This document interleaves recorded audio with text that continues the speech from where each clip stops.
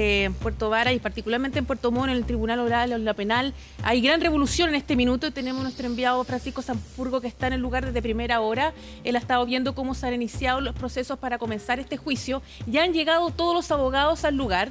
Evidentemente Jaime Anguita y el supuesto sicario se encuentran en el interior del tribunal para también entrar a la sala cuando corresponde. Esto va a comenzar en breves segundos, por eso nosotros ya estamos en contacto con ellos. Pero comentarles de qué se trata lo que va a pasar de hoy en adelante. Después de 7 años van a comenzar a exponerse frente a 3 magistrados todas las pruebas que se han reunido frente a este caso. Pruebas que para la Fiscalía tratarán de apuntar a la culpabilidad tanto de Jaime Anguita como su sicario. Sin embargo, estamos frente a otros 2 querellantes quienes plantean ideas contrarias. Es decir, este caso no va a ser tan fácil como muchos piensan. Por el contrario, los expertos en criminalística, los expertos en derecho penal, plantean que este va a ser uno de los juicios más complejos que vamos a enfrentar en esta etapa de nuestra etapa procesal penal en nuestra justicia actual. Yo los quiero invitar a revisar cada una de las pruebas que de hoy en adelante se van a presentar ante el tribunal. ¿Cuáles son las pruebas más importantes? Las analizamos junto a 3 expertos que vieron una a una cada uno de estos antecedentes y dijeron qué tan importantes eran. A minutos de que comience el juicio en el caso de Viviana Heger, los invito a ver este siguiente reportaje. Comienza el juicio de un caso emblemático, esperado por muchos.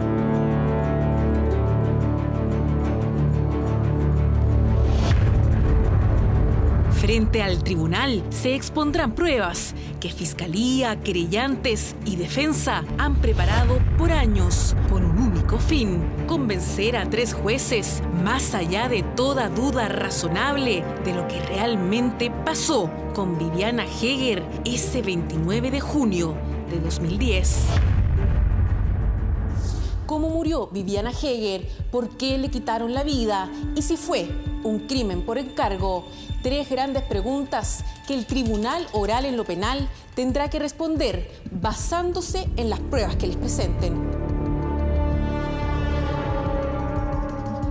3 magistrados que tendrán que ser imparciales para decidir el futuro de Jaime Anguita y el supuesto sicario José Pérez.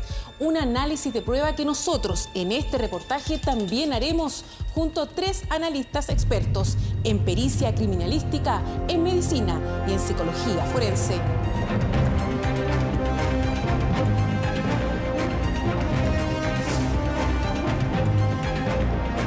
Han pasado largos 7 años para llegar a este punto. 7 años en que han pasado demasiadas cosas. El inicio del enigma fue el 29 de junio de 2010, cuando Puerto Varas se vio impactado por un extraño caso. A la contadora de 42 años, Viviana Heger, se la tragó la tierra y su marido no duda en pedir ayuda para encontrarla.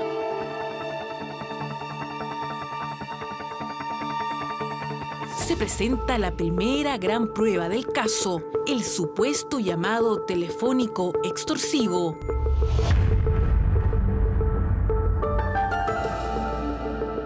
Jaime Anguita recibe un llamado a su celular mientras estaba en el banco y frente a su ejecutiva. Su reacción ante ese llamado ha sido muy cuestionada durante todo este tiempo. Atiendo, no corte, le van a hablar, me dice. Inmediatamente me pasan una llamada y dice, si quiero ver a su mujer con vida. Y yo colgué. ¿Por qué corté? Porque pensé que era una estafa telefónica. No llamé a mi señora. Yo funciono con mi lógica, no puedo explicar por qué no hice cosas que otra persona haría. Ahí no tengo explicaciones. Jaime Anguita recibe un llamado telefónico el día que desaparece su mujer, el cual contesta, es una llamada supuestamente extorsiva y él corta la llamada. Delante de él una ejecutiva bancaria que es testigo de todo esto y él dice, esto es una broma, es algo así. ¿Qué te llama la atención a ti como perito de una reacción como esa de una persona? Bueno, a él lo condena la poca emocionalidad. Lo que me llama la atención es cómo justo 2 personas que, entre comillas, están coordinadas, se avisan para decir, estoy frente a la ejecutiva, llámame. Entonces, eso a uno como investigador le genera eventuales dudas. Claro. Yo creo que planificar un llamado telefónico es complejo. Es como una coreografía casi. Exactamente. Entonces yo te digo, llámame en 15 minutos más, Por ejemplo. pero no necesariamente en 15 minutos más voy a estar frente a una ejecutiva. Ya. Y es lo que se produce. Pero vuelvo a insistir, respecto a su reacción, a su comportamiento, es lo que hoy lo condena a Jaime Anguita. Aquí como que falta un poco sentido común y eso lo condena un poco. Exacto. O sea, si yo estoy en el caso y a mí me llama mi pareja, o me llama alguien y me dice, tenemos secuestrado a tu hija o a tu pareja, lo primero que hago yo es pescar el teléfono, más allá de que sea una pitanza, y llamarla a ella. Claro. Oye, ¿estás bien? Porque me llamaron, compruebo, o sea, acredito o descarto, pero no tomo una posición tan pasiva. No todos somos iguales, no todos actuamos de la misma manera. Un punto en particular es que ese día, después de enterarse de que su mujer ya había desaparecido, él hace 53 llamados desde su teléfono y ninguno de ellos es el teléfono de su mujer. ¿De qué da cuenta esa otra actitud? Ahí cuando empezamos nosotros a armar este puzzle, ¿no es cierto? Porque en realidad la fiabilidad testimonial de cualquier persona depende de la coherencia interna que tenga y esa coherencia se empieza a perder. Entiendo. Porque de esas llamadas, aunque sea una de ellas, tendría que haber sido para verificar qué le ocurría a su esposa. Y por lo tanto ya empieza a perder esa consistencia interna. Y esto se nos empieza a dar cuenta de otro hilo conductor en el relato de Anguita. ¿Esto quiere decir que hay una mentira detrás o que su cabeza funciona de una manera especial, poco común para el sentido común de la gente, valga la redundancia? Nosotros lo que podemos analizar, más que decir si es una verdad o si es una mentira, lo que nosotros podríamos establecer es que esos hechos que él refiere no dan cuenta de la realidad y por lo tanto él se está apartando de lo que realmente ocurrió y además eso está escondiendo algo de lo que él sabe y no quiere dar cuenta. Comenzaba la investigación que la policía inició como un secuestro. El primer error. El marido de Viviana ofrecía una recompensa por cualquier información. Se hacían búsquedas por los alrededores de Puerto Varas y la policía dormía en la misma casa de la familia. Nadie imaginaría poco más de un mes después el brutal vuelco que remesería al caso. ¿Por qué los investigadores se casaron de inmediato con la tesis del secuestro? ¿Y qué errores se cometieron en el proceso investigativo? Son preguntas que sin duda se vertirán en el juicio y se transformarán en parte importante de la discusión. El perito en criminalística, Francisco Pulgar, analiza las primeras horas tras la desaparición de Viviana Heger. ¿Qué crees tú de este sitio del suceso? ¿Fue bien trabajado en un comienzo? ¿Cuál es la importancia de trabajar bien un sitio del suceso? Una vez llegado a la casa y al haber encontrado todo desordenado, el jefe del equipo investigador tendría que, haber hecho una observación del sitio del suceso y ver cuál era la ruta de tránsito para los oficiales investigadores. En segundo término, fijación fotográfica externa y interior del sitio del suceso, de lo más general al mínimo detalle. Tercero, indicar cuáles eran los elementos de interés criminalística, bolsas, elementos de sangre, jeringa, etc. Eso es marcarlo. En cuarto término, el perito recolector de evidencia. Ese perito, levantar todas las huellas dactilares, perfil genético, células epiteliales, embalarla, rotularla. Luego, todo un barrido en el sitio del suceso y un rastreo. Finalmente, una nueva revisión en el sitio del suceso de manera general y de manera concéntrica. Los investigadores habrían optado por el protocolo de secuestro basados en dos hechos. El supuesto llamado telefónico extorsivo, sumado al desorden en que se encontró la habitación matrimonial, donde incluso faltaba algunos objetos de Viviana, como el celular y una cámara videograbadora. La policía llegó a este lugar, se encontró con esta habitación y dijo, aquí parece que hubo una especie de secuestro. Y actuaron bajo ese protocolo, al parecer. Claro, actuaron bajo ese protocolo saltándose las reglas de oro de la criminalística. La primera es no llegar con apremios de tiempo al sitio del suceso. Aquí se llegó, se inundó la casa con funcionarios policiales, alterando el sitio del suceso y no haciéndose un trabajo metodológico. Entiendo. ¿Cuál fue el gran cuestionamiento y la gran crítica que hubo posteriormente? Que no se hizo un buen rastreo. Aquí está la cama, las cosas que estaban encima de la cama, todo regado, una cartera, todo desordenado, como lo planteaba incluso la hija de Viviana Heger. Papá, está todo desordenado aquí sobre la cama. Bueno, todo ¿Qué indicio da eso? Bueno, todos esos elementos que estaban desordenados son sujetos de levantamiento de evidencia. ¿Por qué? Porque entendemos que alguien manipuló esos elementos. Pudo haber sido la víctima, pero también pudo haber sido él o los participantes de este presunto secuestro. Si encontramos gotas de sangre, si encontramos papel, eso es factible de levantar huellas dactilares. En este sitio del suceso, ¿se cometieron errores gravísimos que finalmente hicieron perder una buena investigación? Claro, acá no se siguió un protocolo, no se siguió una metodología, se trabajó bajo una idea preconcebida, porque acá el aviso que se le da a la policía fue que había una persona secuestrada. Pasaban los días y ninguna pista importante surgía. El punto de quiebre ocurrió el 10 de agosto, 42 días después de darla por desaparecida. Era el propio marido quien encontraba el cuerpo sin vida de la mujer, nada menos que en la buhardilla de la casa.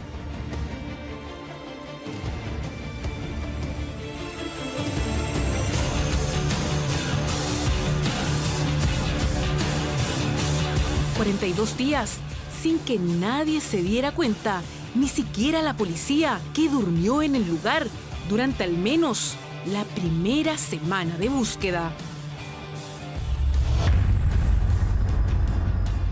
Conversemos del lugar donde fue encontrado el cuerpo de Viviana Heger, esta buhardilla de características bastante particulares y estrechas, como tú puedes ver en las imágenes, con un revestimiento, ¿no es cierto? Es un sitio del suceso difícil de trabajar, me imagino. Claro, es un sitio del suceso difícil de trabajar y complejo para el levantamiento ya sea del cuerpo o la observación de otro tipo de evidencia. Perfecto. No olvidemos que esto, luego que se encuentra el cuerpo, tienen que romper una muralla y extraerlo del cuerpo por otra zona por el tema del estado de descomposición. No obstante, volvemos al tema de la aplicación de la metodología. Si lo encontraron en la buhardilla, ¿qué es lo que hubiese correspondido? Fijaciones fotográficas, haber iluminado toda la zona y haber hecho una observación para ver si teníamos marcas de arrastre. Buen punto. Entonces, esa información no está en la carpeta investigativa y claramente te da pie o bien es útil para poder establecer si habían una o más personas. Ahora, muchos plantean que el revestimiento que tenía esta buhardilla, esta espuma blanca que tiene, que se usa para guardar el calor en zonas como Puerto Vara, pudo haber impedido que el cuerpo se haya descompuesto de manera en que conocemos que se descompone con rapidez en este caso, que se haya mantenido como se mantuvo. ¿Tú coincides con esa teoría o crees que no tiene nada que ver el revestimiento? Si yo pongo un cuerpo, puede ser de otro tipo, en iguales condiciones, a igual temperatura, en igual época del año, claramente me va a arrojar fenómenos que me permitan acreditar o descartar lo que yo estoy postulando. La pregunta es, ¿pudo haber estado en los 42 días ahí? ¿Es posible? Como también no. ¿Por qué? Porque no sabemos cuáles fueron las pericias que hizo, en este caso, la unidad especializada en su momento. La investigación daba un vuelco impactante. Más allá de romper con la tranquilidad de Puerto Varas, el caso tomó ribetes a nivel nacional y las especulaciones se multiplicaban. ¿Se quitó la vida o la habían asesinado? ¿Tenía la víctima conflictos emocionales? ¿Y por qué al marido Jaime Anguita se le veía tan frío y lejano? Junto a la analista y psicóloga forense Margarita Rojo, analizamos el perfil de ambos. Margarita, hablemos un poco de Viviana. Ella tuvo un matrimonio de 18 años y una de las cosas que se da cuenta es de que ella se habría quejado siempre de la falta de cariño o de expresión emocional por parte de su marido. ¿De qué da cuenta una mujer que soporta todo eso en silencio y lo mantiene en el tiempo? Son personas que de alguna manera han establecido por años una forma de vincularse. Y esa forma de vincularse es la única que conocen. Y por lo tanto, además, la persona que ejerce el rol dominante ha captado a esa persona. Y por lo tanto, esa persona está paulatinamente teniendo esta conducta que en algún momento va a explosionar, o sea, va a molestarse por esta situación. Cuando ella se entera que su marido le fue infiel, y esto se supo abiertamente en el matrimonio, ella no solamente toma su anillo de matrimonio y lo funde, transformándolo en una medallita con sus 2 hijas, sino que además se deshace de la cama matrimonial. Que son dos antecedentes que quizá uno puede analizar de qué tan afectada estaba ella con esta noticia de enterarse que su marido le había sido infiel. Acá aparentemente están simbolizando hartas cosas, ¿no? O sea, un matrimonio que se terminó y además se terminó explícitamente. La cama matrimonial representa la vida sexual. Es probable que estas personas no hayan tenido estos aspectos, ni este matrimonio, ni esta vida sexual. A lo mejor esto era un matrimonio de mentiras, a lo mejor no era un matrimonio en la realidad. Una de sus amigas plantea que Viviana le confesó que Jaime Anguita le habría dicho que solo la quería como la mamá de sus hijos y nada más. Aquí se da cuenta de una visión bastante escindida de lo que era una mujer para Anguita. O sea, su mujer era solo madre de sus hijos, pero no era su mujer. Pero los rasgos de personalidad que más han dado que hablar son los de Jaime Anguita, mientras se le ha criticado de ser una persona fría, carente de expresiones afectivas, calculador y estructurado. Quienes lo defienden asegura que ser una persona racional no lo hace culpable de nada. Él mismo ha defendido su forma de ser. ¿Cómo podrías describir un poco la personalidad, los rasgos de personalidad que ha dado Anguita durante estos 7 años mientras hemos conocido su historia? Lo que más he observado en las entrevistas que él ha dado es que es una persona bastante disociada. Eso significa que es una persona que no vincula la emoción con lo que está pensando. Por lo tanto, aparece como una persona muy fría, capaz de escindir, es decir, dividir lo que significan las personas para él. Y por lo tanto, aquí nosotros también vemos otra cosa que aparece. Él a las personas las ve como objetos.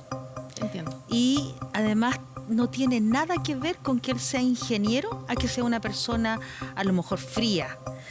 La frialdad tiene que ver con la ausencia de emoción y por lo tanto muy baja empatía.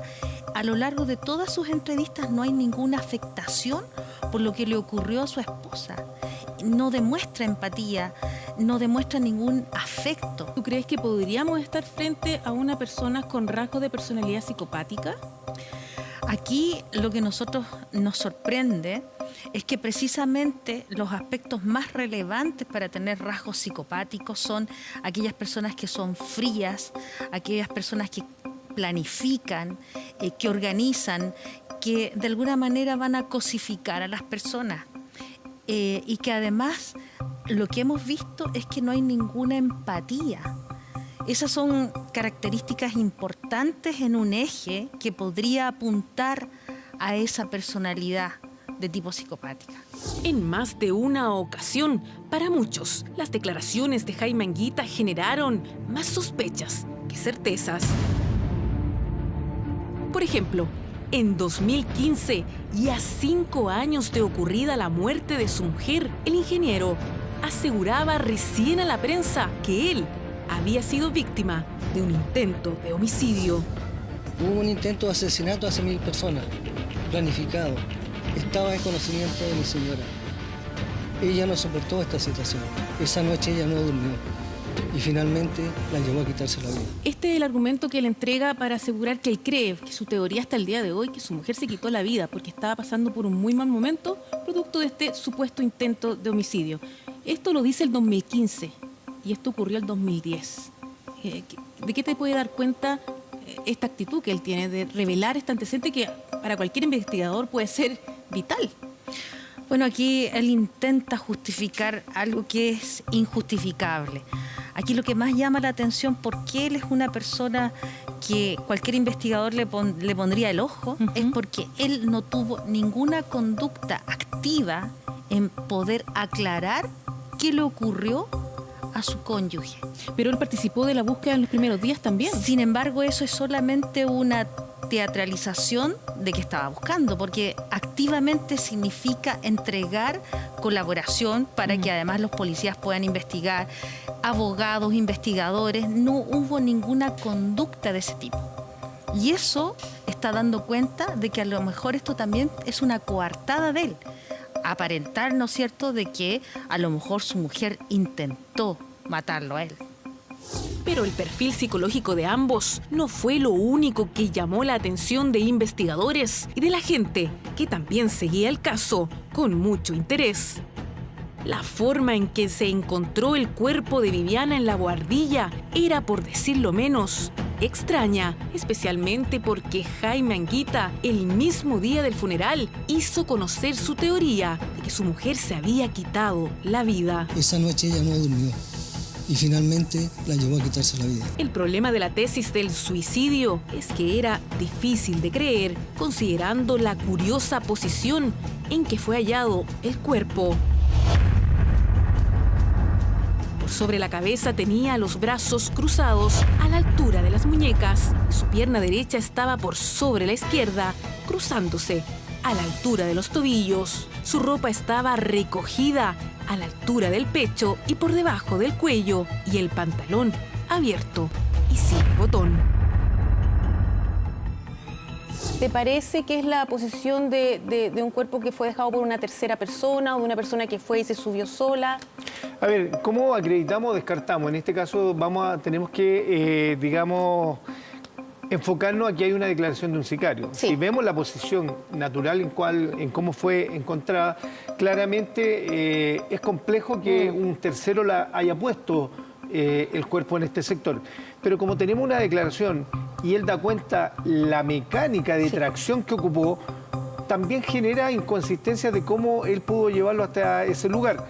No digo que no pueda ser, pero se generan ciertas dudas a que el cuerpo haya llegado de manera voluntaria al lugar o, por los propios medios de la persona. Creo que, a ver, si tú me preguntas, esta posición es poco natural de una persona que se suicida. Sí. Es poco natural de una persona que se suicida. Que fue una de las teorías que existió en un comienzo, que Viviana Heger se habría quitado la vida. Pero cuando uno ve esta gráfica donde ve la forma en que quedó, da la sensación de que quizás no fue esa. Claro, la forma. y si nos vamos si hilamos más finos respecto a este tema, vemos que la cabeza está para el sector más estrecho. Sí. ¿Sí? Entonces, si yo me quiero suicidar, mi respaldo podría estar, o mi dorso podría estar pegado más a la muralla donde tengo mayor espacio. Entonces, también se generan cuestionamientos de que haya sido o haya llegado por voluntad propia hasta ese lugar para quitarse la vida. Hay algo bien claro, hay un desplazamiento, si dividimos el cuerpo en dos mitades, hay un desplazamiento de las prendas, me refiero al pantalón, la ropa del segmento inferior, de la cadera hacia abajo. Y en el polo opuesto, que sería la cabeza, la zona del tronco, hay un desplazamiento de las prendas hacia arriba. Por lo tanto, quedando semidesnuda la zona media, que sería la zona del tronco. Y eso es indicativo, es lo que uno habitualmente ve cuando se traslada un cuerpo y es llevado o levantado por las extremidades, normalmente con la intervención de dos personas. Precisamente este último experto, el médico forense Luis Rabanal, se involucró directamente en la investigación. El 2011 fue contratado por la familia de Viviana para que analizara las pruebas del caso. Se buscaba esclarecer la causa de muerte de la contadora, puesto que durante estos 7 años han existido 3 informes del servicio médico legal, todos con causa de muerte distintas. La primera, un suicidio por ingesta de herbicida. La segunda, causas indeterminadas. Y la tercera, muerte por asfixia, con intervención de terceros. Doctor, en este caso han existido 3 informes del servicio médico legal con conclusiones diferentes. ¿De qué puede dar cuenta un hecho como ese, una mala investigación? ¿Es normal que pase algo así? ¿Qué me puede decir? Bueno, el hecho de que existan por parte del Servicio Médico Legal 3 informes distintos, con conclusiones distintas, sin duda pone en duda la calidad técnica de los peritajes. Se cambia de un diagnóstico inicial que era bien categórico en decir que había muerto producto de la ingesta de un herbicida. Se le identificaba, se le daba nombre y apellido, y esto respaldado por el perito que hace el informe de autopsia, por el laboratorio del Servicio Médico Legal. Todos estos elementos que cualquiera, digamos, un tribunal lo aceptaría como una prueba fiable, una prueba científica valedera. Sin embargo, al poco transcurrir el tiempo, cuando se hace el cuestionamiento, se demuestra que todo ello era absolutamente incierto, es decir, casi una teoría que no encuentra sustento, la muerte de tipo suicida por una ingesta de un herbicida, como lo plantearon y como lo suscribieron los peritos del Servicio Médico Legal. Para usted, ¿es evidente que la causa de muerte de Viviana Heger tiene que ver con intervención de terceros, con una muerte violenta, por ejemplo? Sin duda, las condiciones en que se encuentra el cuerpo, el tiempo que transcurrió, aproximadamente 45 días, en un lugar que, en relación al estado de descomposición que presentaba, invariablemente habría sido detectado, ya incluso por las mismas policías que estuvieron allí los primeros días después de ocurrido la desaparición. Las condiciones de las prendas, las marcas de amarre, o sea, todo esto da cuenta de que ella no murió allí el día que desapareció. Alguien la puso siendo ya cadáver, alguien la trasladó. Y digo alguien, en realidad diría yo que más de uno por la posición, no un solo individuo ha participado en la colocación del cuerpo, por lo menos lo que uno puede deducir en base a los indicios. La conclusión para el doctor Rabanal era clara. Había intervención de terceros y la muerte había sido del tipo violenta. Uno de los puntos importantes para el forense son las marcas que se habrían encontrado en las muñecas de la víctima. Un antecedente que al filtrarse por los medios provocó suspicacia fue la fotografía de las botas que usaba Viviana Heger el día en que fue asesinada. Al mirar detalladamente uno de los tacos, se puede ver los restos de un trébol fresco, verde. ¿Es posible que pudiera mantenerse así durante los 42 días en que estuvo encerrado en la guardilla? Esta prueba de las botas de Viviana Heger apareció tiempo después del caso, ¿no es cierto? Llamó bastante la atención, provocó varias especulaciones porque tiene que ver con el hallazgo de este trébol fresco en la bota de Viviana, a pesar de que había pasado muchísimo tiempo. Muchos se preguntaron cómo puede haber un trébol fresco en la bota de una persona que estuvo 42 años con ese nivel de conservación de cuerpo dentro de la guardilla. El trébol, si podemos observarlo, estas son de las pocas fotografías que hay de este elemento. Sí. Y entendamos que el taco es de madera. Sí. Tiene una cierta cantidad de barro. Es un trébol pequeño, pero también tiene una extensión de raíz. Sí. Entonces, si este trébol, y la gente que conoce de planta, lo llevamos a un ambiente totalmente oscuro, frío, con bastante, digamos, cantidad de humedad, claramente se puede, podría durar estos 42 días. Esta marca que ha sido comentada, que basta verlo, el color verde, da cuenta de una hoja de un vegetal, presumiblemente un trébol, que está fresca, que aún conserva su color. Y eso habitualmente, normalmente, no podría en ningún caso haberse conservado el tiempo que permaneció el cuerpo desaparecido, ¿ya? Ese da cuenta de que es un vegetal fresco, relativamente fresco, y por lo tanto uno puede correlacionarlo con que ha entrado en contacto, en este caso con la bota, con la suela, en un periodo reciente, próximo al hallazgo del cadáver.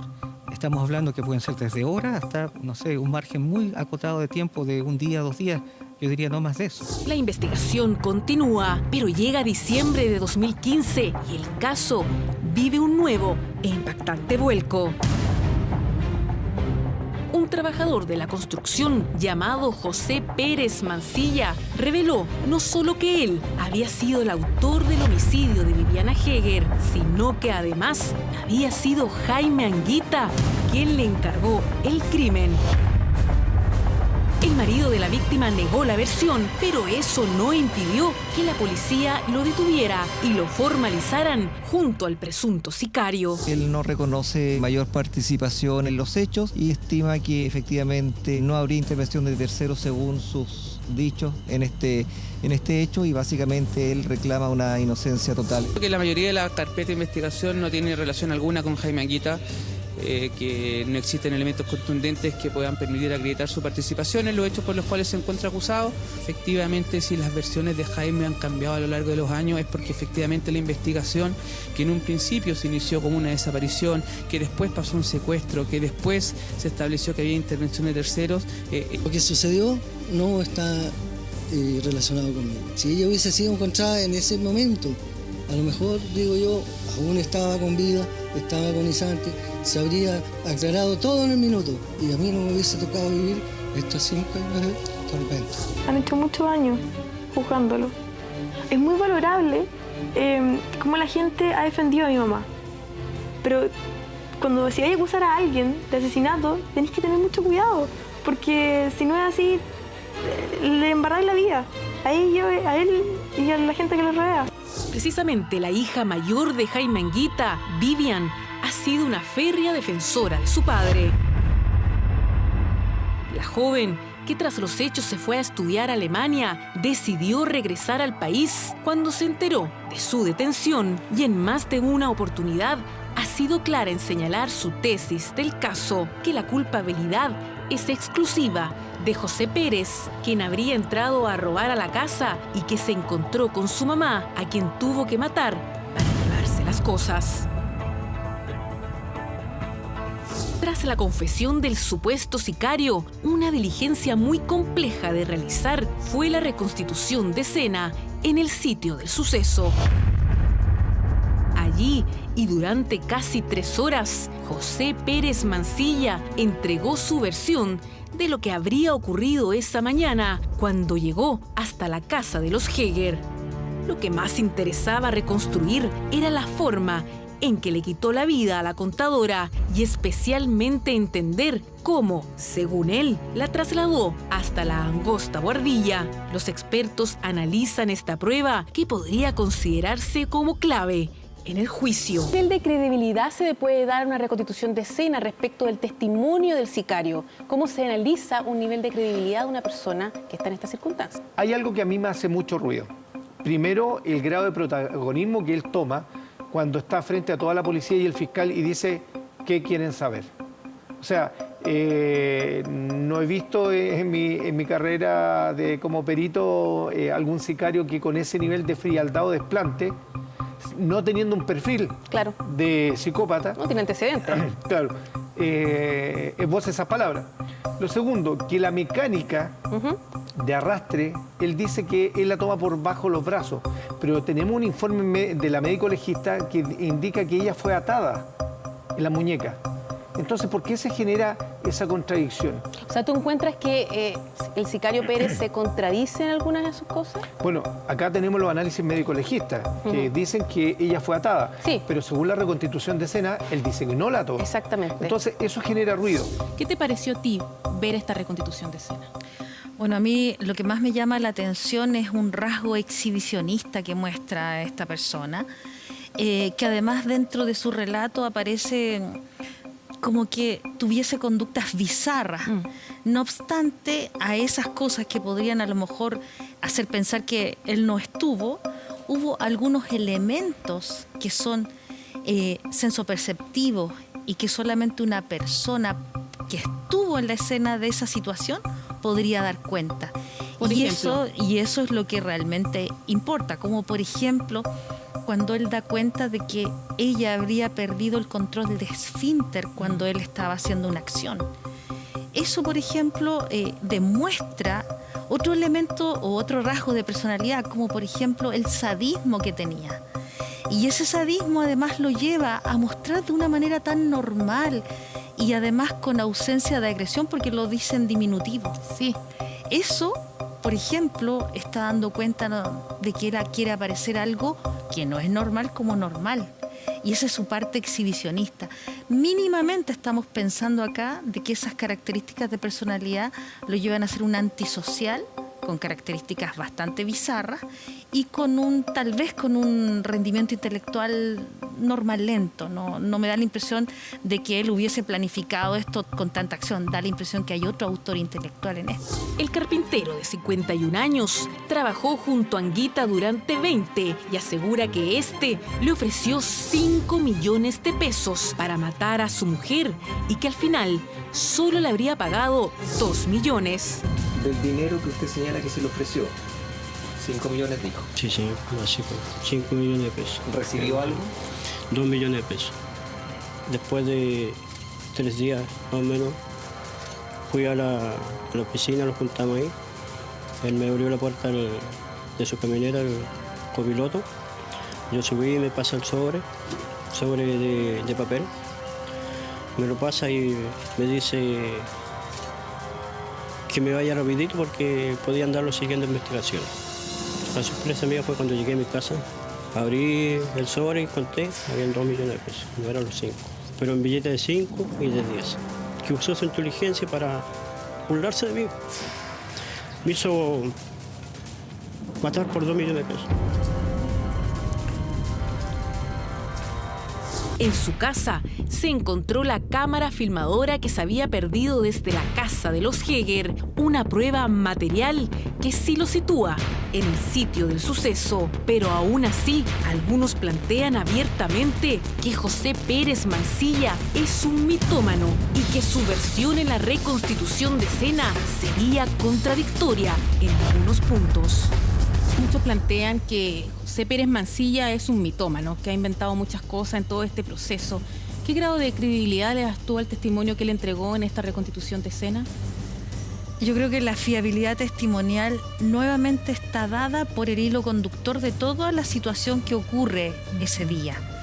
Y que ahí los investigadores tendrían que establecer qué aspectos aparecen fehacientemente, por lo tanto en los forenses, y qué aspectos no aparecen, porque hay que descartar, hay que dejar de lado que es una persona muy exhibicionista, que de alguna manera quiere buscar ese protagonismo, pero que también tiene elementos de conductas bizarras. Una de las aristas más complejas del caso va más allá del aspecto legal y policial. Se trata de lo emocional. El país ha sido testigo de la profunda y dolorosa división de una familia. Por una parte está la hija mayor del matrimonio, Vivian, quien defiende a su padre y se distanció casi irreconciliablemente con su familia materna, su abuela y sus tías, quienes de manera separada son querellantes del caso y apuntan todas sus sospechas contra Jaime Anguita.